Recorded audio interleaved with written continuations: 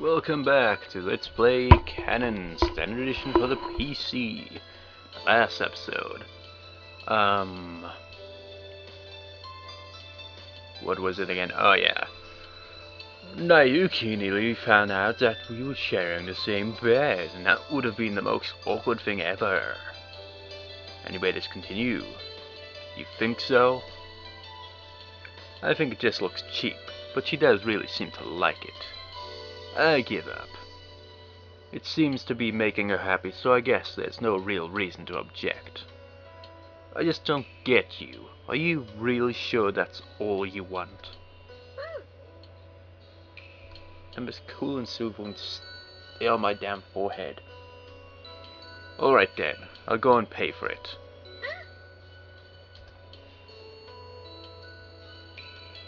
100 yen worth of junk just doesn't feel like a real present. And Makoto seems to be enjoying herself just by waggling her wrist next to her ear and listening to the jingle. It's a rather pathetic sight, but it still manages to raise a smile in me. Maybe I can find a satisfaction in this too. After dinner, I check up on Makoto and find her back in her room. I put on my coat and prepare to go out.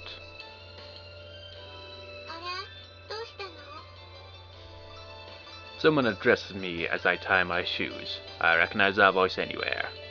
Nayuki! I turned around and there's Nayuki. Oh, it's just you. I don't know why, but I like the name Nayuki. Would it be weird to name a kid Nayuki if they aren't Japanese? I don't know. Yeah, thought I might go for a jog. I've been worried about my waistline lately. Care to join me? Fine, I'll just go all by my lonesome. What do you mean, what about that girl? You know her name, don't you? She just keeps getting in my way by tripping over everything.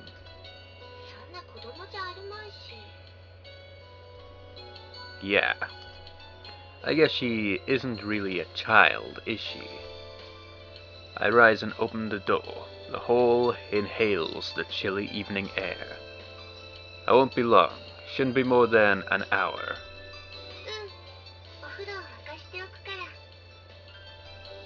Later. I pull my hood up and step outside. It looks nice at night. I don't know why. I just like night skies with the stars and all that.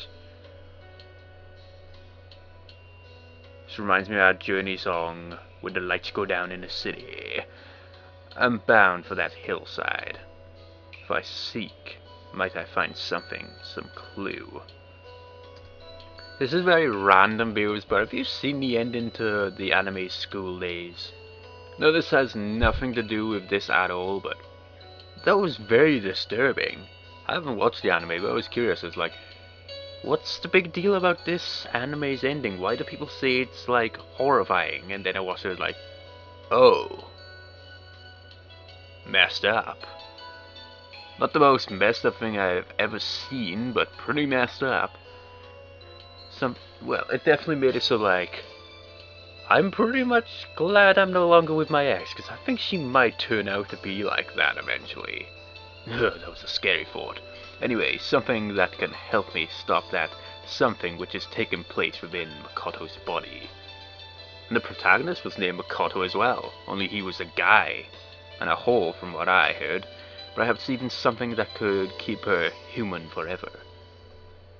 I'm a coward, a wretch, selfish, greedy, thinking only of my own feelings. Well, you are human, Yuichi, aren't you? I'm just trying to avoid having to suffer when she leaves. I just want to be with her forever. Again, this looks like something out of Digimon World, like Mount Infinity, I think it was called. For the second time, I arrive on a hillside under cover of darkness. The streetlights don't reach up here. It looks surprisingly a little light here, doesn't it? The world is a patchwork of Moonlight and utter blackness, as though the scenery were incomplete. Suddenly I feel unreal, as though the very ground beneath my feet is swaying. The only tenuous link I have to stable reality is this distant grid of lights that is the town. What now, I wonder? What should I be looking for up here? Is there something here that could save Makoto? I don't have any idea, even where to start. I'm only here on a whim, really, because this is the one place that obviously links Makoto to me. Of course, I don't have a plan, nor am I going to gain anything by standing around. If my time is limited, I can't afford to waste it, so I strike out at random across the meadow. I crunch and squelch through the shadows. The snow, my feet crunch melting and soaking as I walk. Nothing grabs my eye. There's nothing here. Just twigs and pebbles, moss and fallen leaves. No life either. No animals. Nothing. If I turn around, nothing moves but my own faint shadow.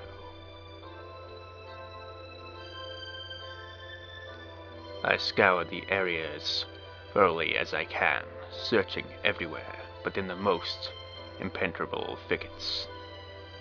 Then I stand and breathe a long white sigh. It's settled. There's nothing here. Stay a little longer is what you gotta do. I stand there, staring into space. What else can I possibly do here? I don't know, but nevertheless. Then, behind my back, the tinkle of a bell. She's standing there, behind me. Makoto. Did she follow me? I didn't notice. Idiot! Don't remember! I run over and grab her, wrapping my arms around her little body. You must be freezing. Come on, let's get you home. If nothing else, it's almost dangerously cold out here. We should hurry. True to her promise, Naoki has a bath waiting for us when we get home. And when we're both taking our turns in that, Akiko calls us into the kitchen.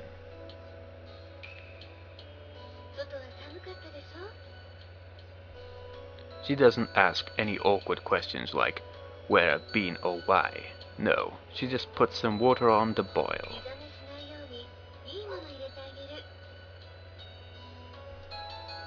Thanks. I really do feel in debt to her. She pours a mysteriously milky liquid into a teacup.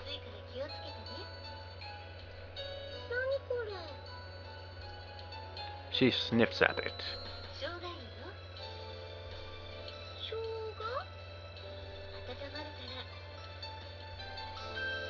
The flavor is strange, sweet and spicy. It's not a taste I'd expect Makoto would like, but she bravely drinks it, without even a murmur of complaint. I savor mine. For some reason, the scent of ginger is strangely nostalgic. Having nothing better to do, I feel like just sitting here till bedtime. Monday, January 25th. According to the walkthrough, there is like another option you get in that day, but I guess that's for the version that actually has the adult scenes, I guess. There are some options you get, but in the standard edition you don't get those ones. Besides, if I had the original version, I'd probably get it flagged on some of the videos, so best to go with a standard edition. Wake up, Makoto, I whisper into her ear. I shudder at the thought of a repeat of yesterday with Naoki nearly walking in on us again. She half opens her eyes and looks at me blearily. Yeah, Ohio. I unhurriedly get up. Sure you haven't squashed him? She swipes her head from side to side, apparently hoping that her swiveling eyes might stumble upon the cat. Bump. How can he be heavy? He's just a cat. Anyways, viewers, see you next time.